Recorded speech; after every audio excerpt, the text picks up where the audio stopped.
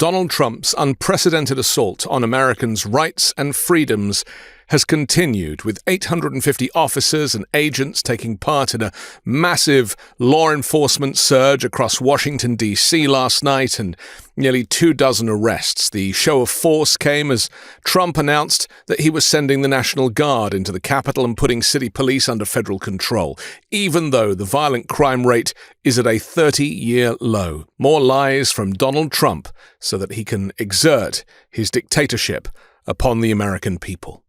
And in a previously underreported story, the Trump regime is now deporting undocumented migrants from the United States mainland to Hawaii for incarceration.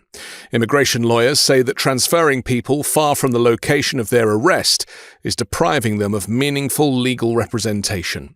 One lawyer said she was contacted by a California resident who'd been moved to the federal detention center in Honolulu, despite having no connection to the islands. The federal detention center in Honolulu is set to take in more immigrant detainees after more funding was approved for immigration and customs enforcement. Immigration attorneys and lawmakers are among those questioning the plan. It's unclear how many more migrant detainees will be sent to the federal detention center in Honolulu. Some wonder why they'd be flown here from the continent in the first place. The plan comes after President Donald Trump signed his Big Beautiful Bill, which includes additional funding for the Immigration and Customs Enforcement Agency, or ICE.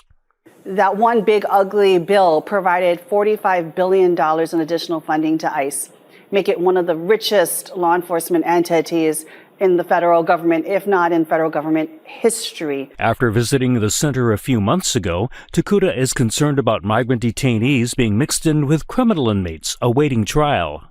As we know nationally, a majority of these migrants that are being sent to these encampments, whether it's on the mainland or to the detention center here in Hawaii, have no criminal background. Such transfers have increased since the Bureau of Prisons began allocating space at the Honolulu facility for U.S. Immigration and Customs Enforcement detainees. During a recent 2-hour tour of the detention center, the lawyer learned that 77 ICE detainees were being held there, many from outside Hawaii. That number could rise sharply as detainees are being sent from across the U.S., not just the islands, including several flown 10 hours from Florida. Advocates argue that the long-distance transfers make it far harder for detainees to keep in contact with their attorneys and families. Lawyers on the mainland often struggle to communicate with clients in Honolulu because phone calls must be scheduled more than a day in advance and are only allowed by appointment. Because Hawaii lacks a dedicated ICE detention facility, people in immigration proceedings are housed at FDC Honolulu, one of several federal and state facilities across the U.S. that hold ICE detainees when space allows. But a surge in arrests under the Trump regime has left ICE scrambling for beds. To expand capacity, ICE signed an agreement in February with the Bureau of Prisons to reserve space in 9 federal detention facilities, including Honolulu. Under this deal, ICE can prioritize and keep detainees longer in these facilities. 125 beds at FDC Honolulu will be set aside for ICE detainees, although the agreement allows more if needed. The facility has capacity of 992, but last year's daily average population was just 290. Similar increases in ICE detainee numbers have been seen in other federal prisons covered by the deal, such as those in Miami, Atlanta, Philadelphia, and Kansas. Immigration lawyers stress that each transfer creates new barriers for legal defense. Court filings like habeas corpus petitions must be submitted in the jurisdiction where a detainee is held. If a client is moved, the lawyer must often find new local representation. Some migrants have been moved through 5 different facilities in 4 states before arriving in Hawaii, all without being formally served with the charging document until appearing in court in Honolulu.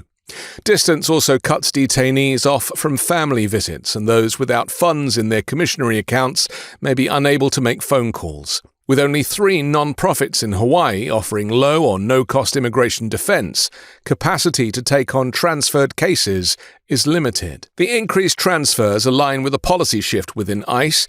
According to the Washington Post, Acting Director Todd Lyons recently directed staff to detain undocumented arrivals for the full duration of their removal proceedings, sometimes years, eliminating eligibility for bond hearings in many cases. Judges in Hawaii have recently been denying more bond requests or setting higher bond amounts, and similar patterns are being reported nationwide. In recent Maui enforcement sweeps, long-time residents with no public safety or flight risk concerns have been denied release. The hostility of ICE agents, directed by Stephen Miller, Trump's senior policy aide, puts the U.S. on a par with some of the most notoriously prejudiced governments that have used immigration enforcement as a tool of cruelty, targeting vulnerable populations with policies designed to dehumanize and terrorize. Nazi Germany forced Jews and other persecuted groups into ghettos, stripped them of citizenship, and later deported them en masse to concentration camps where millions were murdered. Stalin's Soviet Union carried out mass deportations of ethnic minorities, tearing families from their homes and sending them to remote, inhospitable regions, where many perished from starvation or exposure. Under Chairman Mao, China restricted internal migration, trapping millions in cycles of poverty and punishing those who moved without authorization. In recent times, North Korea has brutally punished defectors and their families, executing some and sending others to political prison camps, while Syria's Assad government weaponized displacement, bombing civilian areas to force mass refugee flows, and then denying return to those who fled. These examples reveal how immigration and population control measures, when driven by authoritarianism, can become instruments of systemic persecution and human rights abuse. For the individuals and their families, the United States is no longer the land of the free, and that message is now resonating across the globe, which will only contribute to the downfall of America's respect and standing on the world stage. I'm Anthony Davis. You can find me on the 5 Minute News YouTube channel and podcast, on Wednesdays co-hosting Uncovered, and on Sunday on The Weekend Show with MeidasTouch.